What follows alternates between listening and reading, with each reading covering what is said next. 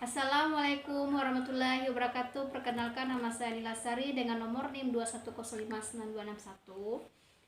Saya ucapkan terima kasih kepada Ibu Mia Angelina selaku dosen pengampu mata kuliah akuntansi manajemen yang telah memberikan saya kesempatan untuk menjelaskan dan mempresentasikan suatu materi, yaitu anggaran laporan posisi keuangan.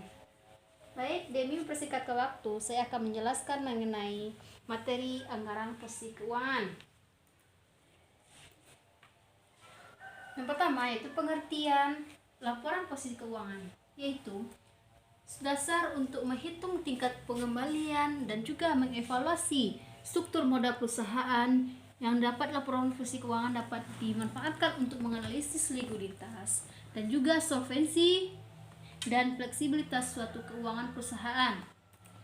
Kemudian, pengertian likuiditas dan solvensi. Likuiditas merupakan penguraian jumlah waktu yang diperkirakan untuk dibutuhkan suatu aktiva terrealisasi atau sebaliknya. Solvensi merupakan mengacu pada kemampuan perusahaan untuk membayar utang-hutang pada saat jatuh tempo, atau si perusahaan memiliki suatu hutang dalam memenuhi suatu kebutuhan dalam suatu perusahaan tersebut. Selanjutnya, unsur-unsur dalam laporan posisi keuangan. Yang pertama yaitu aktiva. Aktiva merupakan manfaat ekonomi yang diperoleh di masa depan dan dikendalikan oleh ekuitas tertentu. Yang kedua, kewajiban. Kewajiban sampaikan pengorbanan manfaat ekonomi yang mungkin terjadi di masa depan yang berasal dari kewajiban berjalan entitas tertentu untuk mentransfer aktiva dan menyediakan jasa kepada orang atau entitas lain di masa yang akan datang. Ekuitas merupakan kepentingan suatu residu dalam aktiva sebuah perusahaan sesuai dengan dikurangi dengan kewajibannya. Selanjutnya, bentuk laporan posisi keuangan. Ada pertama bentuk skonto atau account for, yaitu perkiraan suatu aktiva, seluruh aktiva disusun di sebelah kiri dan untuk diperkirakan utang serta modal dilakukan sebelah kanan. Laporan ini berbentuk menyerupai huruf T.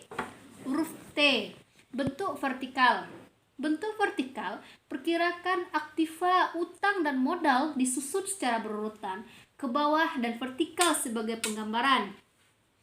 Selanjutnya, cara menyusun laporan keuangan ada beberapa cara.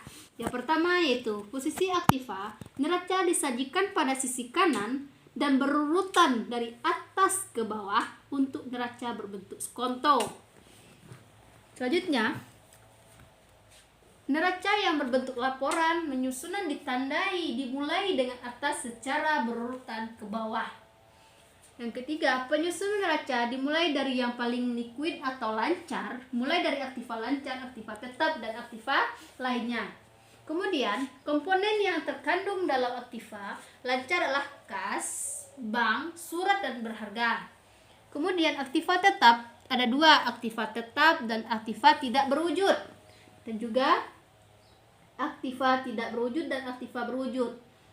Di sisi sebelah kiri, neraca berisi kewajiban, utang, dan modal ekuitas. Kewajiban untuk neraca berbentuk skonto. Selanjutnya, di bawah ini, utang jangka pendek adalah utang yang jangka pendek, yaitu utang yang memiliki jangka waktu kurang dari 1 tahun. Kalau jika utang jangka panjang itu utang yang dilakukan pada jangka waktu lebih dari 1 tahun.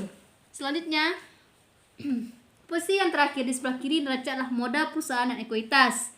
Kemudian jumlah yang terdapat dalam komponen neraca itu sisi aktiva dan pasif.